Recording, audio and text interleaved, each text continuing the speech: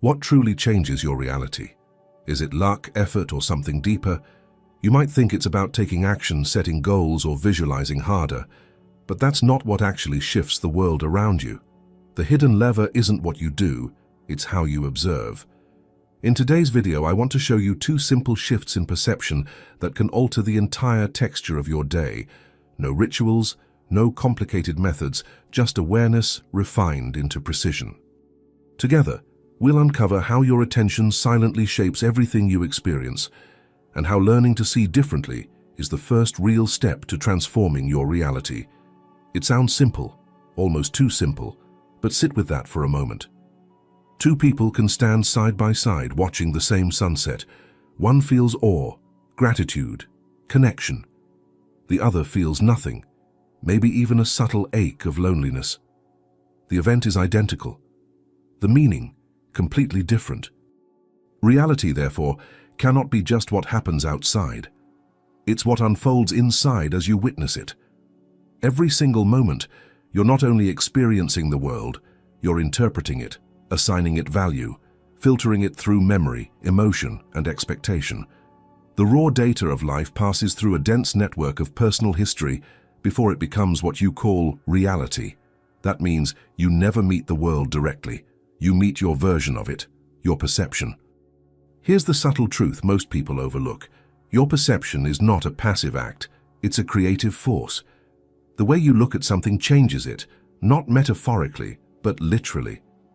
In neuroscience, this is called the observer effect of attention.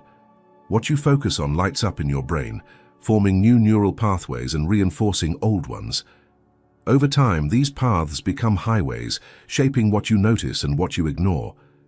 What was once invisible starts to stand out. What once mattered deeply starts to fade.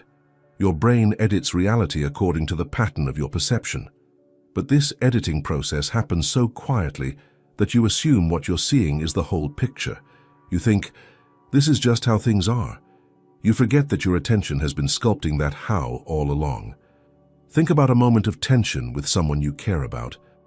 Maybe they said something sharp and instantly your body tightens. Your mind races to interpret.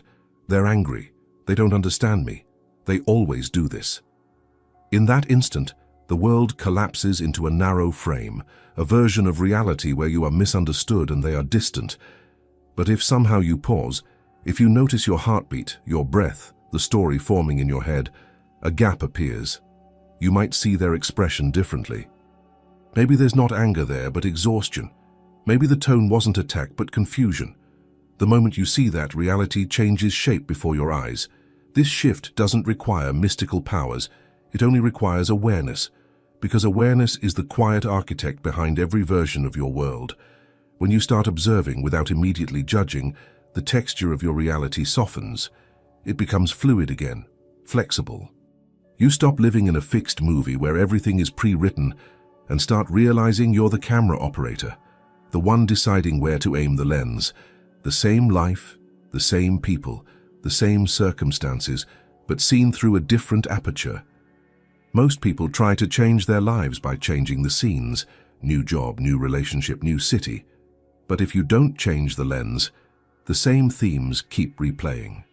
The same frustration, the same miscommunication, the same longing dressed in different clothes. Because reality is not external scenery.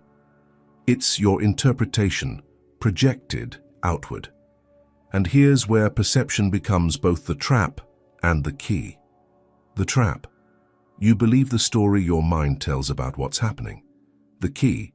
You realize it's only a story, one possible translation among infinite others.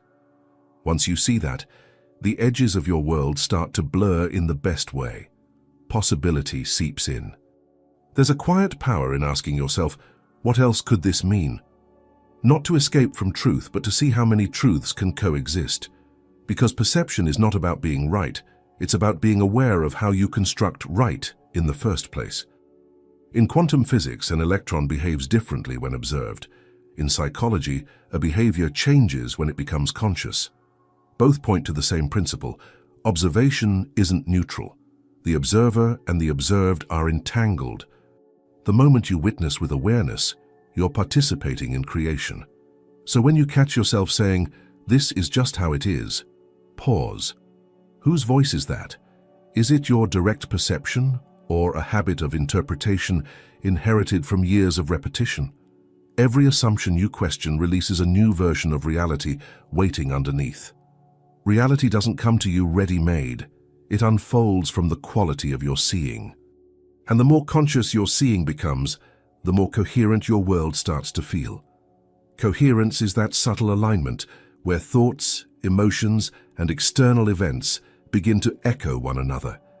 It's when you stop fighting against life and begin moving with it, not because life has changed, but because your perception no longer divides it into enemy and ally.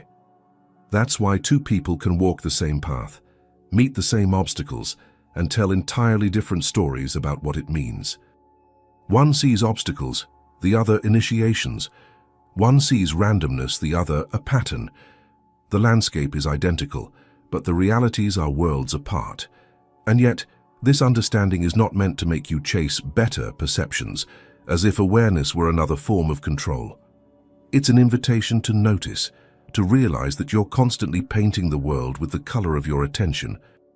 Tomorrow morning, when you open your eyes before your thoughts rush in, look around your room as if you've never seen it before. The light on the wall, the air between objects, the way your breath moves through space. That simple act reboots the mechanism of perception. For a brief moment, you'll meet reality without the filter, and from that point of raw seeing, a new question begins to arise. Not about what's happening to you, but how you are observing it. Because that question leads you directly to the invisible mistake that keeps most people looping inside the same patterns of experience, day after day. It's almost imperceptible, the subtle mechanism that locks you into repetition. You wake up, tell yourself today will be different, and yet by evening the same emotional weather returns. Frustration, fatigue, resistance. You can change your plans, your words, even your surroundings, but the atmosphere inside remains stubbornly familiar. The invisible mistake lies not in what you do, but in how you observe. You've been trained almost from birth to observe life reactively. Something happens, and your attention rushes toward it like a reflex. You don't look to understand. You look to defend, to fix, to control, to avoid. Every observation becomes a preparation for reaction. The mind doesn't simply see, it scans for threat, for error, for confirmation of old beliefs. And that's the loop. Your observation is filtered through fear, and fear recreates what it expects to find. Imagine this. You wake up late, spill coffee, get stuck in traffic. Immediately the inner commentary begins. Here we go again. Nothing ever flows for me. You don't realize it, but the moment you observe the morning through that lens, the day has already been scripted. You'll notice every delay, every inconvenience, every micro-proof that life resists you. Because that's the filter you've chosen. Your brain, loyal servant that it is, will keep delivering evidence that matches your initial observation. It's not malice, it's pattern recognition. It believes it's helping you survive by confirming what you already believe. This is how the invisible mistake operates. You observe reality through the residue of the past, then call it truth. You don't see the present as it is. You see it as a projection of your conditioning. Every reaction becomes a rehearsal of yesterday. The actors change, but the play remains the same. And here's the paradox. The more intensely you resist what you don't want, the more energy you feed it. The more you fight the pattern, the more it solidifies. Because what you resist is still being observed, still being charged with your attention. The universe, in its quiet precision, doesn't differentiate between want and don't want. It only responds to focus. Whether you love or hate something, your observation tells reality. This matters. Keep giving me more of this. Think of attention like sunlight. Wherever it falls, things grow. If you direct it toward complaint, complaint blossoms. If you direct it toward gratitude, gratitude multiplies. But the tricky part is not about thinking positive. It's about realizing how unconsciously your attention leaks into the very experiences you wish to escape. You think you're analyzing your problems, but you're actually rehearsing them, strengthening the neural circuits that keep them alive. There's a moment, if you watch carefully, between stimulus and response, that razor-thin pause where awareness lives. Most people never notice it. The old pattern jumps in first, a defensive tone, a judgmental thought, a sigh of disappointment. But if you catch that fraction of stillness before the reaction, you meet the real source of creation. That pause is not passive, it's pure potential. From there, you can choose to observe instead of react. Observation without reaction is the antidote to the invisible mistake. When you look at something, a conflict, an emotion, a setback, and simply see it for what it is, without rushing to label it as good or bad, you break the circuit that keeps the pattern alive. It's like pulling the plug on an old electrical loop. The energy stops recycling and becomes available for something new. Of course, this is uncomfortable at first. The mind wants closure. It wants the familiar rhythm of judgment. It believes that naming the experience gives it control. But naming is a form of repetition, a way of dragging the past into the present. True observation feels quieter, slower, even awkward, because it leaves space where the old identity used to be. And in that space, new possibilities begin to assemble. Watch how this plays out in everyday life. You're talking to someone, and they interrupt you. Instantly, you feel irritation rise, a small wave of defensiveness. Normally, you'd follow it, cross your arms, withdraw, retaliate. But instead, try this. Stay still for 2 breaths. Observe the physical sensations, the heat in your chest, the tension in your jaw, the thought that says, "They don't respect me." Just watch it, as if you were studying weather patterns. Don't suppress it. Don't indulge it. Within seconds, the wave changes shape. You might notice something unexpected, the other person's nervousness, or your own habit of needing validation. That small act of neutral observation shifts the entire dynamic. The external moment remains the same, but your inner alignment changes, and that's where real transformation begins. The invisible mistake, then, is not failure or ignorance, it's unconscious observation. It's watching the world through a veil of reactivity. It's assuming that perception equals truth, when in fact, perception is often just memory replaying itself. When you begin to observe differently, you disrupt the predictability of your own life. The same situation that once triggered you starts to dissolve in your awareness. You stop being pulled by automatic responses, and something subtler emerges, discernment. Instead of reacting, you start seeing. Instead of fighting against what happens, you begin to notice how your attention shapes what happens next. But here's the twist. When you first practice this, it doesn't always feel liberating. In fact, it can feel as if your challenges intensify. The old patterns don't vanish quietly. They rise, demanding to be noticed, as if the universe is holding up a mirror and asking, "Are you sure you're done with this version of yourself?" That moment, the return of old triggers just when you thought you'd evolved, is not a failure. It's the natural test of observation itself. It's reality verifying whether you're reacting from the past or responding from awareness. And that precisely is where your next frontier begins. When you start recognizing that what feels like resistance might actually be recalibration. This is the truth that quietly undoes almost every self-help promise ever written. You can set goals, repeat affirmations, visualize success until your voice goes hoarse. But if your attention keeps orbiting around doubt, fear, and lack, that's the frequency you broadcast. The universe doesn't react to what you wish for. It reacts to what you consistently notice. Intentions live in the mind. Attention lives in the field of your awareness, the energy you radiate without words. You can say, "I want peace," but if your focus is on conflict, your system is tuned to conflict. You can intend abundance, but if your attention is caught by what's missing, scarcity becomes your lens. The gap between intention and attention is where most people get trapped. They mistake thinking about something for tuning into it. Imagine walking through a crowded city street. You could intend to have a calm, inspired day, but if your attention is darting from noise to complaint to irritation, your experience will echo that frequency. It's not that your intention was wrong, it's that it was overpowered by your habitual attention. Intention is like writing a destination on a map. Attention is the steering wheel. If your hands are still gripping the past, the car never moves. In neuroscience, attention is not just a mental act, it's an electrical one. Every time you focus on something, neurons fire together, forming pathways that strengthen that pattern of perception. The more you focus on worry, the easier it becomes to worry again. The more you focus on gratitude, the easier it becomes to see what's working. Your brain doesn't care about your ideals, it follows your focus. The world within and the world without mirror that principle perfectly. That's why you can't fake attention. It reveals what you truly believe, not what you say you believe. You might affirm that you trust life, but if your attention keeps scanning for what might go wrong, your nervous system is broadcasting mistrust. And reality, sensitive as a tuning fork, vibrates back in kind. Watch how this plays out in subtle ways.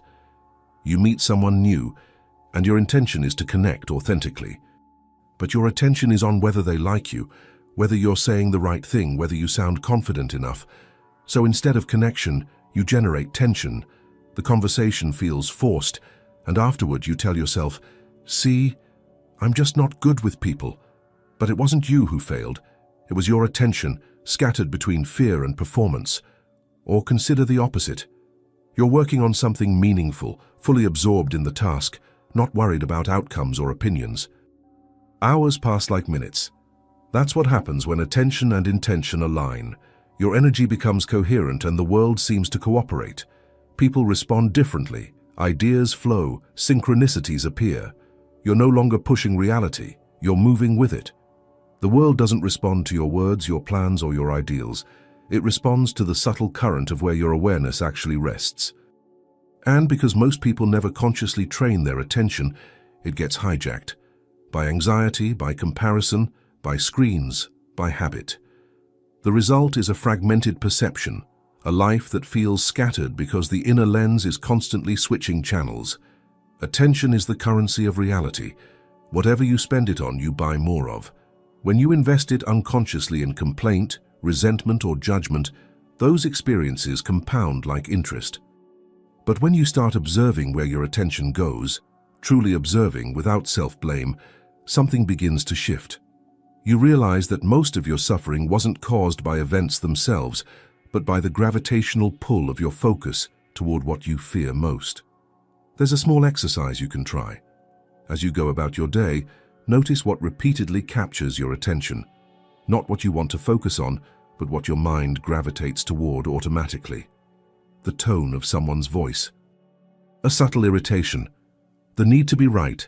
The background hum of worry about time. That's your true meditation, discovering the invisible magnet that shapes your reality moment by moment.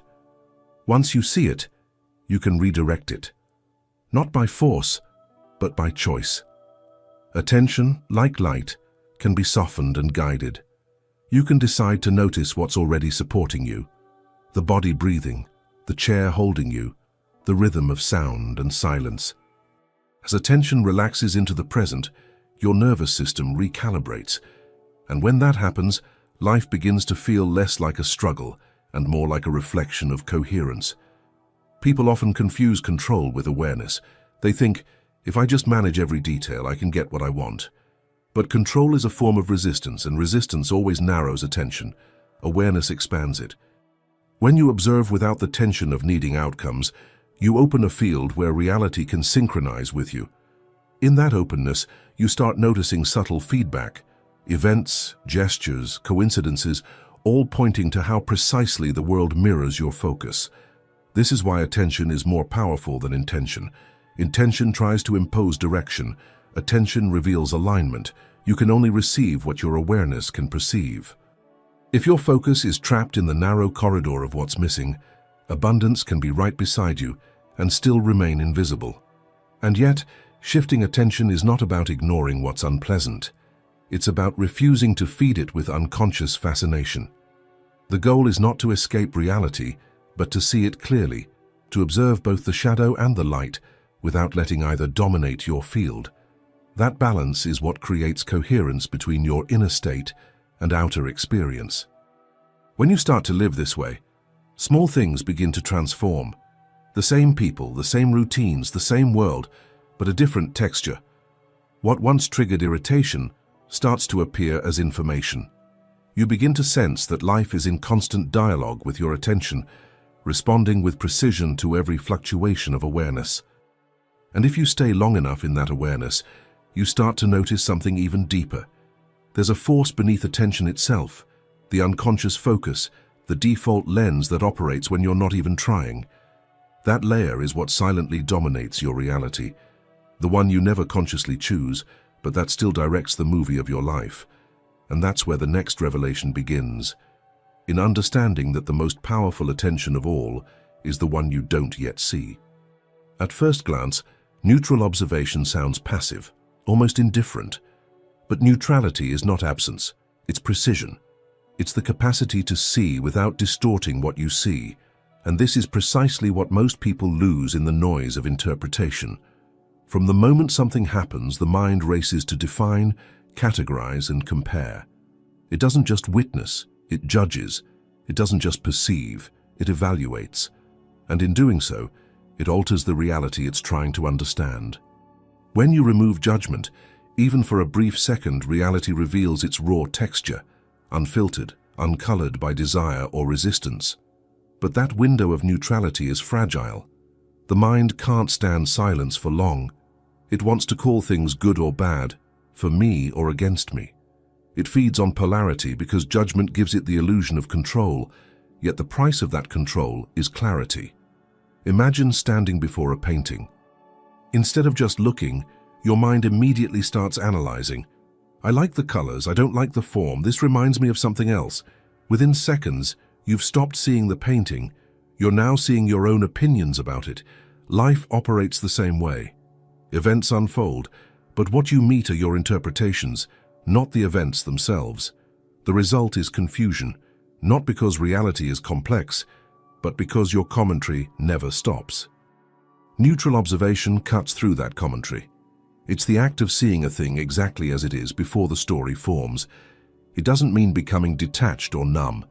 It means holding attention steady enough to allow reality to show itself before your conditioning edits it. This is not easy. The human nervous system was designed for survival, not objectivity. It scans constantly for threat, pattern, and meaning. Evolutionarily, judgment kept you alive. Spiritually, it now keeps you limited. The moment you can observe without attaching identity, this means I'm failing, this means I'm loved, this means I'm unsafe, you begin to meet life as energy instead of narrative.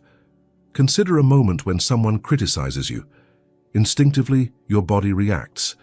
Maybe tension in the stomach, heat in the chest, a flash of defensiveness. The mind rushes to interpret. They're wrong, or I always mess up. But what if, for a few breaths, you simply observe the sensations without the story? Just notice the vibration in your body, the tightness, the temperature, the pulse. You're not suppressing it, you're studying it like weather. That's neutral observation. And something remarkable happens when you practice it. Emotion moves through you instead of getting stuck in you. The energy dissipates because it's finally being seen without resistance.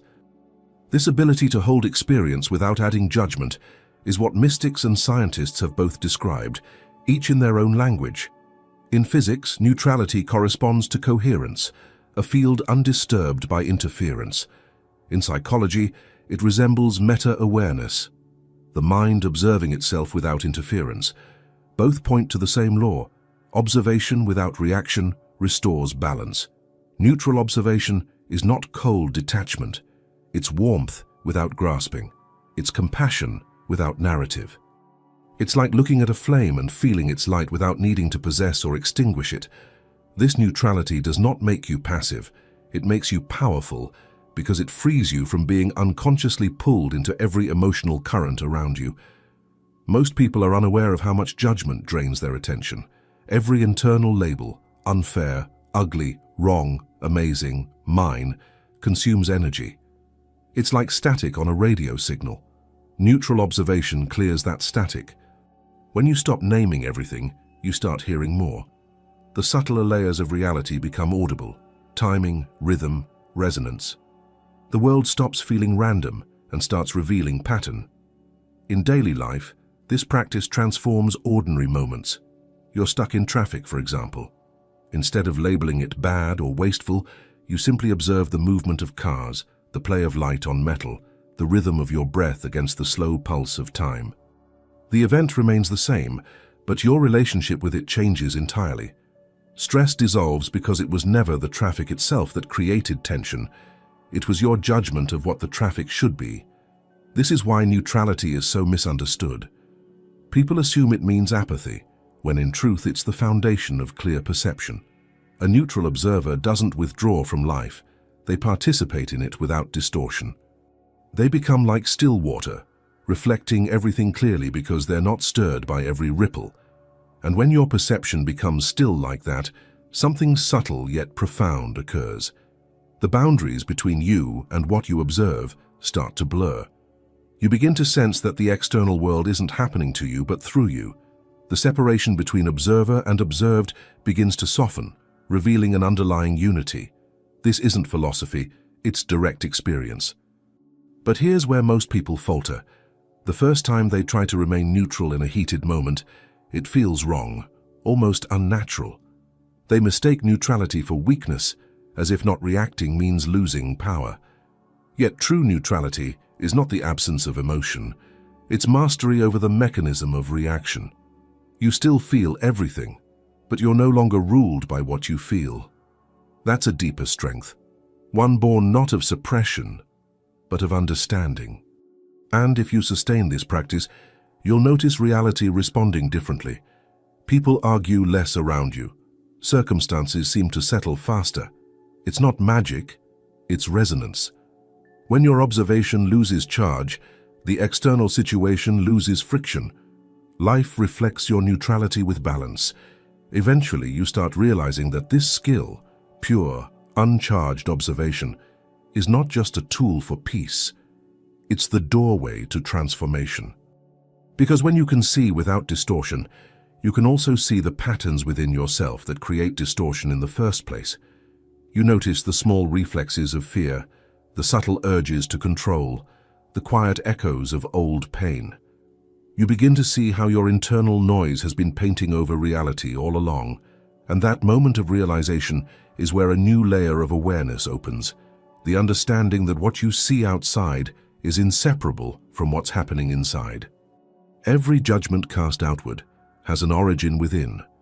Every distortion of perception is a reflection of an internal imbalance waiting to be recognized. That is the bridge to the next revelation. That you are not seeing the world as it is, you are seeing it as you are. That sentence sounds poetic until you realize it's diagnostic. It's not metaphor, it's mechanics. The external world is not filtered through some neutral lens. It's refracted through the architecture of your own consciousness. You don't look at reality, you look from it. And what you call the world is largely a projection of the inner patterns you haven't yet recognized. Every perception you have passes through a field of memory, belief, and emotional residue. Those filters operate so automatically that they feel invisible, like glass so clean you forget it's there. But every layer of that glass bends light in a slightly different way. What you call your truth is the pattern of that refraction. Change the filter and the world itself seems to shift. Think about it. Two people witness the same event. A friend cancels dinner. One feels rejected, another feels relieved for the extra quiet time. The event didn't change, the inner lens did. Your interpretation is the world you inhabit. The external action was only the mirror, faithfully reflecting your own state. You might believe you're perceiving objectively, but you're not. You're perceiving through the emotional climate you carry. When you're anxious, the world vibrates with threat. When you're grateful, it feels generous. When you're angry, everything seems to conspire against you. The world never agreed to change. Only your point of observation did. It's humbling to realize how little of what we call reality is actually external. The majority of it is interpretation, a living echo of who you currently are. What you notice, what irritates you, what inspires you, what you call beautiful or wrong, all of it maps back to the internal frequencies of your being. You are not passively observing the world, you are actively coloring it. Psychologically, this is known as projection, the mind externalizing what it cannot yet hold internally. Spiritually, it's called mirroring, the universe arranging itself to reveal you to yourself. Either way, the message is identical. Everything you resist, desire, or judge is telling you something about your own composition. When you walk through your day, life functions like a diagnostic tool. Each encounter reveals the quality of your perception. A stranger's tone, a delay in traffic, a forgotten promise. They are not random annoyances, they are mirrors reflecting where your consciousness contracts. You think the world is pressing against you, but it's your own resistance you're feeling. Try observing this in real time. You receive an email that feels disrespectful. Before reacting, pause. Feel the surge in your body, the tightening, the heat, the impulse to defend. Ask yourself, what part of me feels unseen? The answer doesn't come from the other person, it comes from the echo inside. The moment you recognize it, something softens. The email remains the same, but the charge dissolves. That's the subtle alchemy of awareness, reality transforming in proportion to your willingness to see yourself through it. This doesn't mean external events don't matter. It means your experience of them is inseparable from your internal state. Two people can live in the same apartment, work the same job, and walk the same streets, and inhabit completely different worlds. One moves through a landscape of tension and scarcity, another through a field of synchronicity and connection. The difference isn't luck, it's perception shaped by inner alignment. In neuroscience, perception is shaped by predictive coding, the brain's tendency to interpret incoming data through the lens of what it already expects. You literally see what you expect to see. Your nervous system is a storyteller, editing sensory input to confirm its existing worldview. The spiritual counterpart of that discovery is ancient. As within, so without. Change your inner expectation, and your sensory experience reorganizes to match it. That's why deep inner work always precedes outer transformation. You can rearrange circumstances endlessly, but until you shift the observer, the movie remains the same. Your relationships, your opportunities, even your obstacles will keep echoing the same lesson until the pattern within you changes frequency. The world is loyal to your vibration, not your intentions. There's a strange grace in this realization. You begin to understand that life is not punishing you, it's mirroring you. Every confrontation, every disappointment, every delay, these are not enemies. They are diagnostic signals pointing you toward aspects of yourself that crave integration. Once seen clearly, they stop repeating because they've fulfilled their function, to reveal you to yourself. This is where personal responsibility deepens into freedom. When you stop blaming circumstances for your experience, you reclaim the power to reinterpret them. Instead of asking, "Why is this happening to me?" you start asking, "What is this showing me about me?" That single shift moves you from victim to observer, from reaction to creation. The danger of this insight, however, is subtle spiritual ego, the belief that if the world mirrors you, you must be wrong whenever things go wrong. But mirrors don't judge, they reflect. Seeing your reflection doesn't mean you're flawed, it means you're visible. The goal is not perfection, but awareness.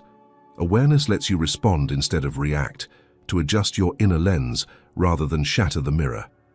You start realizing that reality doesn't need to be controlled, it needs to be understood. Every moment becomes an opportunity to recalibrate your seeing. When you soften the inner distortion, fear, resentment, self-doubt, the outer image clears. What once appeared as conflict now appears as communication. What once felt like chaos begins to reveal rhythm. The world itself hasn't changed, your resonance with it has. And yet, this awareness brings a new kind of challenge. When you begin to shift your inner state, the outer world often pushes back. Old situations resurface, familiar triggers return, as if life is testing the stability of your new vibration. It's easy to think you're regressing, that the mirror has betrayed you. But this is not regression, it's recalibration. Reality is simply asking, have you really changed? And that's the next threshold, the moment when your new way of seeing meets its first trial, when life appears to worsen just as your awareness expands. It's not punishment, It's proof that your inner transformation is beginning to reach the surface. It always arrives disguised as inconvenience. The phone call that stirs old emotions. The familiar pattern that reappears just when you thought you'd transcended it. The world seems to echo back everything you're trying to leave behind. It's in these moments that reality feels like a trickster, taunting you, questioning your progress, pulling you into the gravity of who you used to be. But this isn't punishment, it's verification.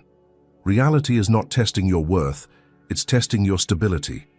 When you begin to change internally, the external field must recalibrate. Old frequencies rise to the surface because they can't exist in the new vibration you're cultivating. They appear not to pull you backward, but to give you the chance to respond differently, to confirm that the shift you feel inside isn't just theory, but embodiment. You've changed your perception. Now life asks, can you hold it when the pattern knocks again? Picture it. You've been practicing calm awareness, feeling grounded, centered. Then, without warning, an argument erupts, or an unexpected bill arrives, or a door you were sure would open suddenly slams shut.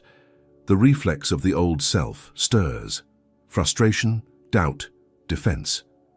But if you pause, even for a breath, you'll sense something new beneath the surface, a faint awareness that this isn't random. You're not being attacked. You're being calibrated. Every system that evolves is tested for coherence. In physics, new structures must withstand stress to prove their stability. The same principle applies to consciousness. Your transformation isn't complete until it holds under pressure, not because the universe is cruel, but because reality only integrates change that can remain centered in motion. If your new awareness collapses at the first sign of discomfort, it remains conceptual, not embodied. The test, then, isn't about enduring suffering. It's about meeting recurrence with awareness instead of reaction. When the old storyline appears, the question is not why is this happening again, but how will I meet it this time? The same scene returns, but you have the chance to occupy a new role within it. And that subtle difference, a breath instead of a reaction, a pause instead of a defense, shifts the entire geometry of your experience. It's easy to speak of consciousness when things are calm, but awareness earns its depth in turbulence. When life shakes you, your attention becomes visible. You can finally see where it hides when comfort fades. The old habits surface, the need to control, to be right, to predict. Each one is a doorway disguised as discomfort. Each one invites you to witness rather than repeat. Notice the next time reality feels like it's testing you. It might show up through someone's tone, a delay, or an unexpected detour. Watch the story your mind writes. Here it comes again, I knew it wouldn't last, nothing's changing. That story is the remnant of the old self, trying to reclaim control through familiarity. But if you observe it neutrally, like clouds passing through a sky you no longer identify with, something extraordinary happens. The pattern loses traction. Your awareness becomes larger than the experience itself. And in that spaciousness, the test dissolves. There's a quiet law operating here. Everything you haven't fully accepted will revisit you until you do, not as punishment, but as integration. Avoidance keeps the loop alive. Observation closes it. The pattern persists only because it hasn't yet been witnessed without resistance. When you finally meet it with presence, not with analysis, not with suppression, but with clear seeing, the circuit completes, and the energy that once bound you is released. The test often comes right after a moment of breakthrough. You feel lighter, clear, expanded, and then suddenly chaos. It's tempting to think you've lost your progress, but what's actually happening is reorganization. Energy that once supported the old identity is trying to find its new configuration. The storm isn't a reversal, it's a realignment. The ground beneath you is shifting to match the new vibration you've chosen. In that sense, every test is a mirror held closer to your face. It shows you the part still caught in reaction, still craving control, still fearing uncertainty. If you can watch without judgment, you'll see that these fragments aren't enemies. They're the unintegrated aspects of yourself asking to be included in your new awareness. Integration doesn't mean denying the old self. It means holding it gently until it dissolves into understanding. That's why spiritual growth often feels like regression before it feels like evolution. You meet the same characters, the same frustrations, but from a new level of consciousness. The difference is not that life has changed, but that you have changed enough to notice the pattern as pattern, no longer as fate.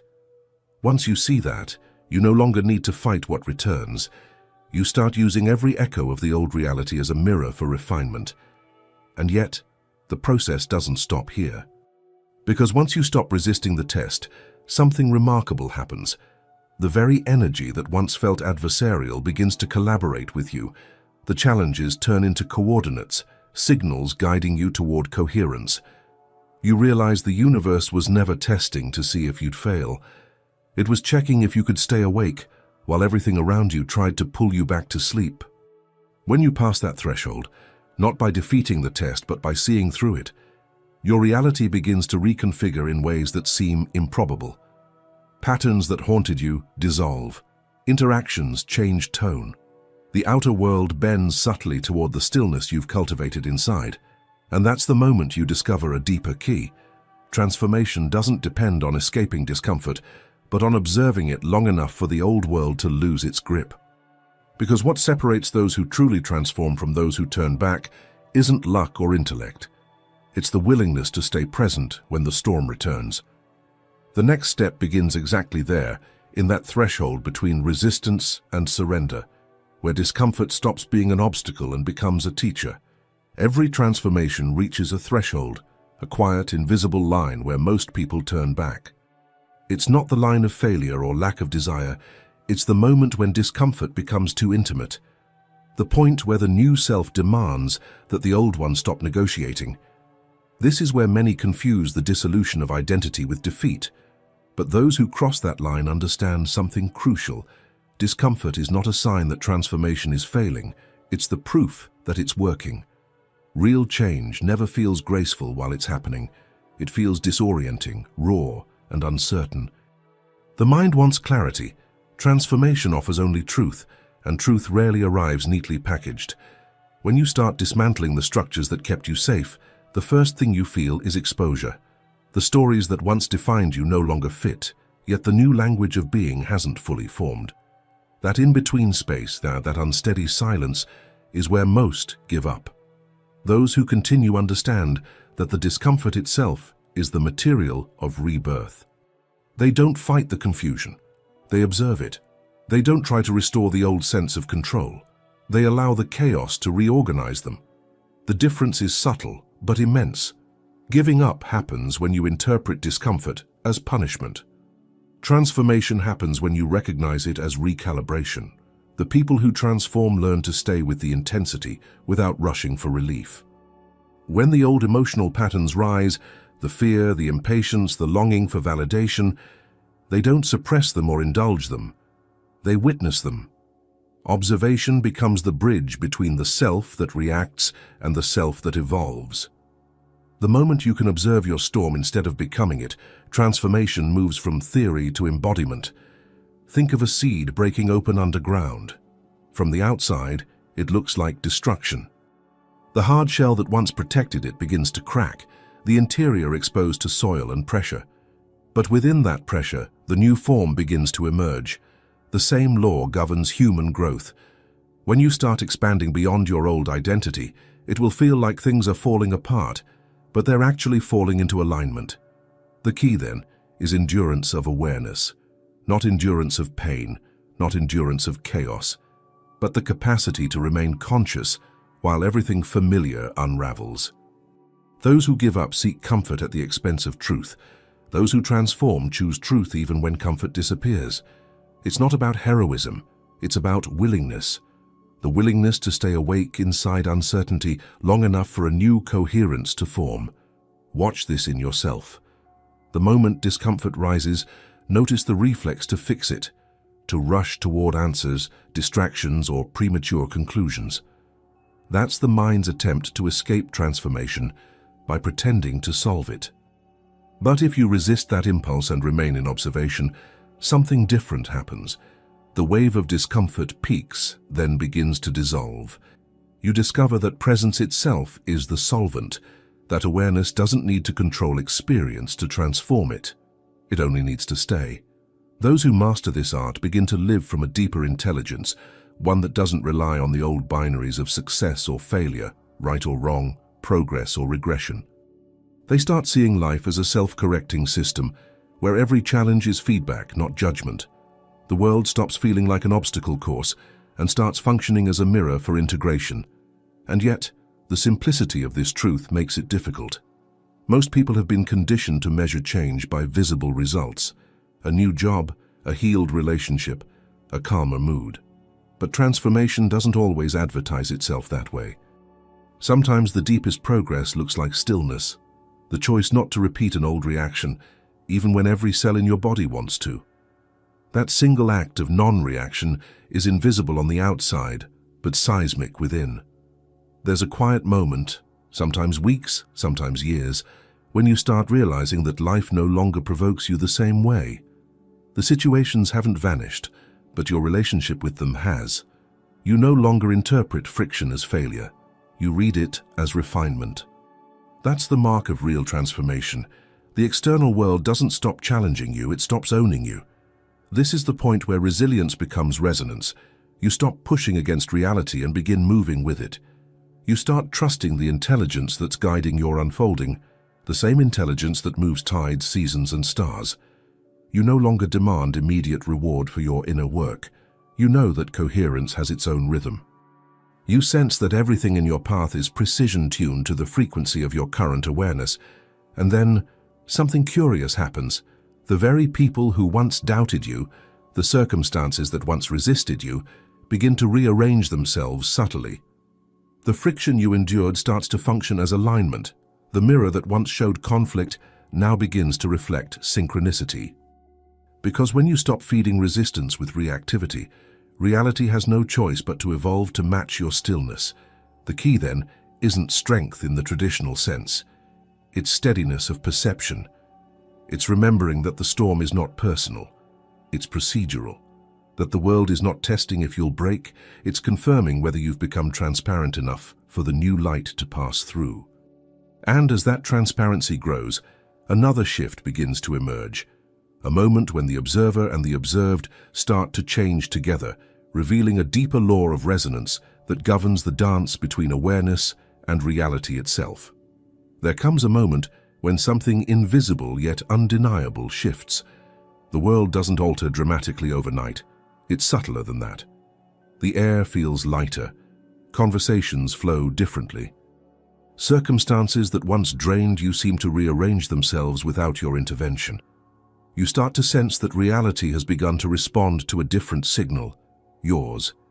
It's not coincidence, it's coherence. The observer has changed, and therefore, the observed cannot remain the same. This is the quiet law that underlies all transformation. Perception shapes participation. When you alter the lens through which you experience life, you alter the field you're experiencing. Physics hints at this through the observer effect, the discovery that the mere act of observation influences the behavior of particles. Consciousness studies echo it through neuroplasticity, the brain reorganizing itself according to where attention consistently rests. Both point to the same principle. Awareness is not passive. It's a force that reorganizes the patterns it perceives. At first, this change feels accidental. You react to an old trigger, but your response lands softer. Someone's harshness no longer stings the same way. You pause before answering, and in that microsecond of stillness, a new outcome emerges. The conversation de-escalates, the atmosphere shifts. What you once met with defense, you now meet with observation, and reality mirrors that neutrality back to you. What used to be conflict now becomes communication.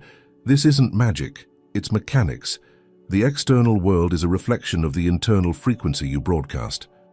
The tone of your awareness ripples through the field of your relationships, your work, your decisions. When the observer stops reacting, the energetic charge dissolves from the pattern itself. You've interrupted the feedback loop that kept the same situations repeating. Think of life as a vast network of mirrors. For years you looked into them unconsciously, assuming the reflections were real.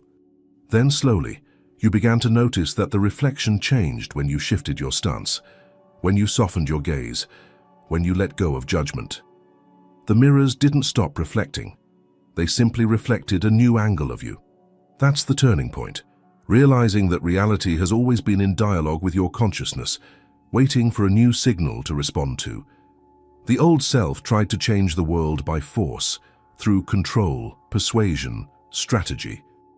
But force operates within duality. Every push creates an equal resistance. The new self moves through resonance. When your inner state becomes coherent, you no longer fight the environment. You tune it. You align instead of demand. You radiate instead of react. The field organizes itself around that clarity because coherence is magnetic. Chaos cannot sustain itself in the presence of integrated awareness. You start noticing improbable events, a person appearing just when you need them, a delay revealing perfect timing, a coincidence resolving something that logic couldn't. It's tempting to call this luck, but it's resonance at work. When the observer changes frequency, the fabric of reality rearranges to maintain balance. The universe, in its subtle intelligence, recalibrates to reflect the new pattern of consciousness. This is why transformation doesn't depend solely on effort. Effort alone belongs to the old paradigm, the belief that action precedes alignment. But the truth is reversed. Alignment precedes action. When you act from a field of coherence, your smallest gestures carry exponential impact. A word spoken from clarity can redirect an entire conversation. A decision made from stillness can dissolve years of struggle. The quality of the observer defines the outcome of the observed. However, this turning point requires humility.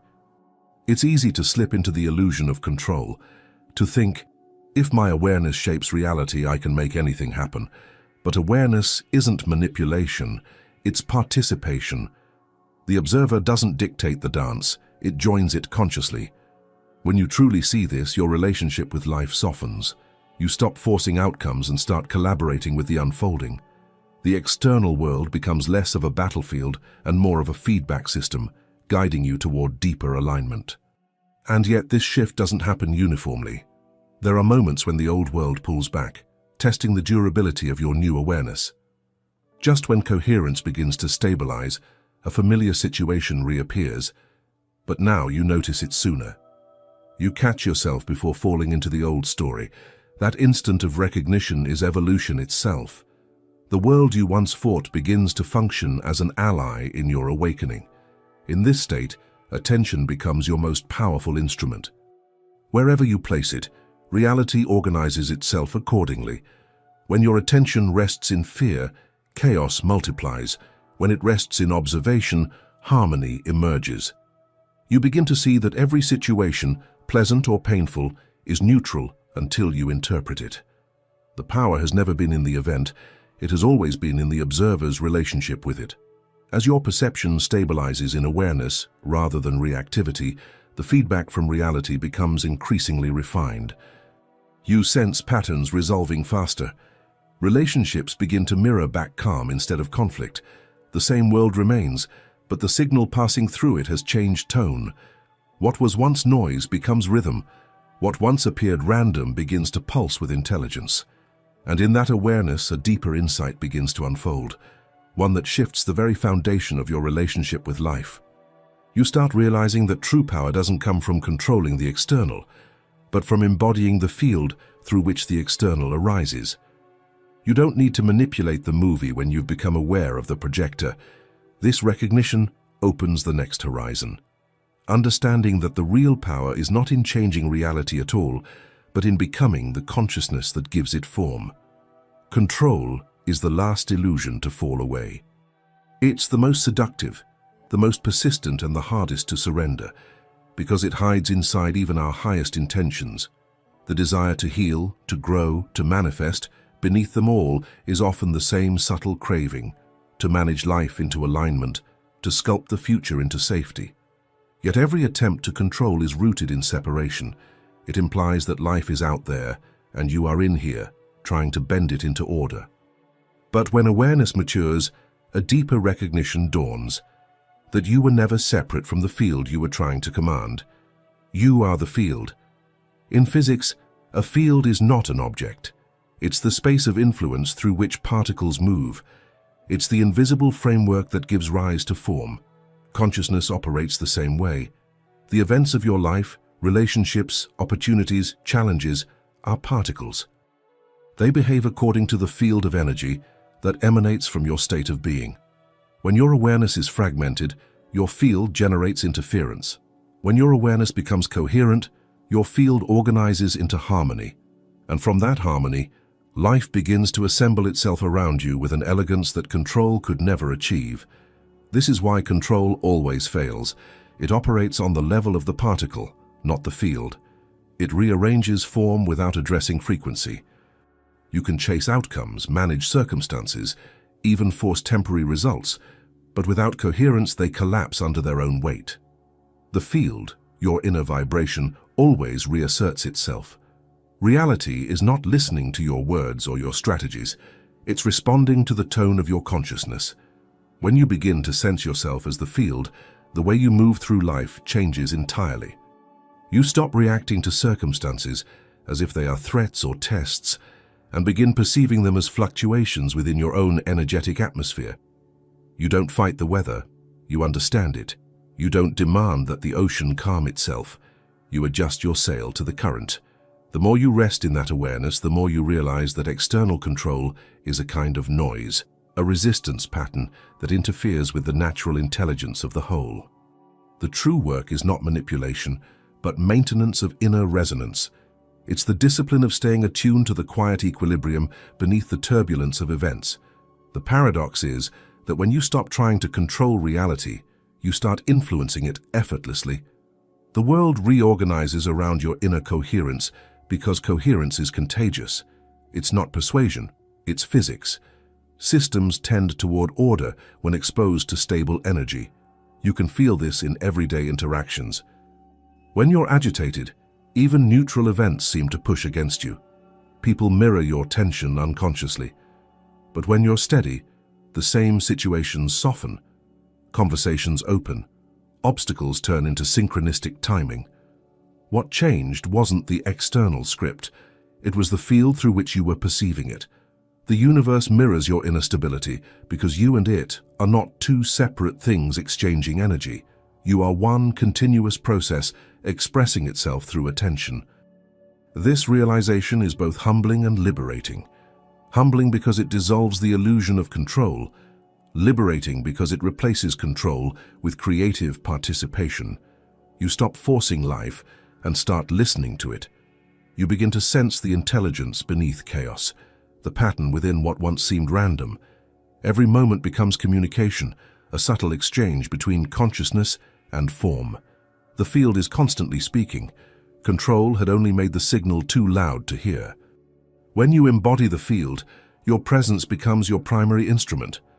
The mind still thinks, the body still acts, but both function as expressions of the deeper coherence you hold. You no longer move through life as a personality trying to manage circumstances. You move as awareness animating form. From this state, creation becomes less about effort and more about permission. You allow life to flow through you instead of trying to push it from you. In this space, even decision-making transforms. Choices no longer come from analysis or fear of missing out. They emerge naturally from alignment. You feel your way forward rather than calculate it. You trust resonance more than logic. The future stops feeling like a place you must reach and starts revealing itself as a frequency you inhabit. That is what it means to be the field, to participate in reality as its source, not its subject. The irony is that the power you once tried to seize through control only becomes available when you release control altogether. The universe doesn't yield to demand. It harmonizes with coherence. Control constricts, coherence expands. When you stop resisting what is, your field relaxes, and in that relaxation the intelligence of creation flows unobstructed through you. And then something extraordinary begins to unfold. Your life ceases to feel like a sequence of separate events and starts to move like music. Each moment becomes a note, perfectly placed within a larger harmony you don't need to conduct, only to feel. You realize that the same force that aligns planets and pulls tides is orchestrating your timing, your encounters, your evolution. The need to dominate reality gives way to the joy of participating in it. You no longer chase manifestation as proof of power. You live in a state where creation happens as a natural side effect of coherence. You stop being the thinker trying to control thoughts and become the awareness through which thought itself arises and dissolves. You become the space, not the story. And as you settle into that awareness, the boundary between inner and outer fades completely. You recognize that the field is not confined to you. It extends into everything you touch, everything you perceive. The more you align with it, the more the visible world begins to curve toward your stillness, reflecting a deeper truth. Reality is not something you control. It's something you continuously create by the quality of being you bring to this exact moment. Reality doesn't shift because you force it. It shifts because you do. The moment you start observing differently, the world reorganizes around that awareness. You begin to see that every situation is a reflection, not a verdict. Every challenge, an invitation to refine the field you are. Control fades, coherence rises, and life starts to move in rhythm with you instead of against you. Right now, pause for a breath. Look around. The objects, the light, the space between sounds. This too is your creation. If you made it all the way here, write "I am the field" in the comments so I know you reached the end consciously. And if this message resonated with you, watch one of the videos appearing on your screen. Each one deepens this exploration of awareness, attention, and reality itself.